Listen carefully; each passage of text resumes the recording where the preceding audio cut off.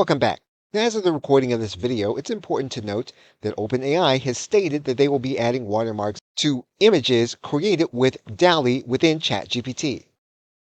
It will tell anyone, whether it's the platforms or individuals, that an image was created using ChatGPT. Now, OpenAI notes that metadata can be removed, so that just because the image doesn't have the metadata doesn't mean that it's not from ChatGPT, and that the goal is for broader adoption across the use of all AI platforms. So you want to be aware of the development of this issue as you begin using the images that you create on ChatGPT using DALL-E.